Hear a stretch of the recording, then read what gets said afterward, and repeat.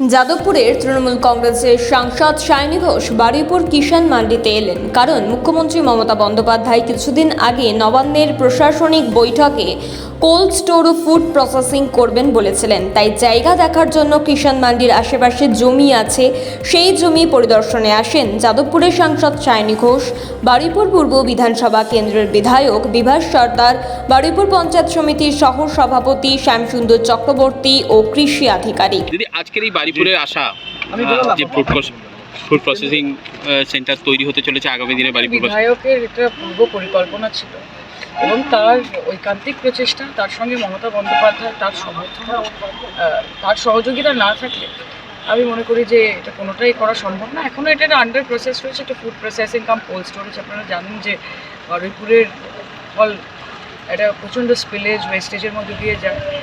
সেখানে দাঁড়িয়ে এটা বিধায়কের জন্যই আমি বারবার বলবো যে অনুভবী বিধায়ক, তিনি ভেবেছেন যে এটা একটা, তার সঙ্গে অনেক কর্মসংস্থানেরও একটা বিষয় আছে।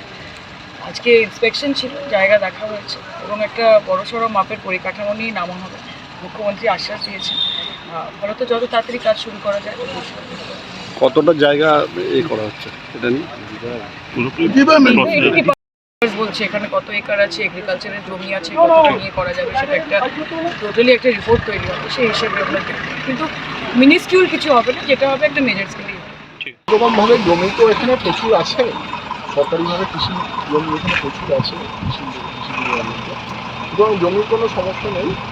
এটা বারুইপুরের মানুষের স্বপ্ন, দীর্ঘদিন থেকে চাহিদা।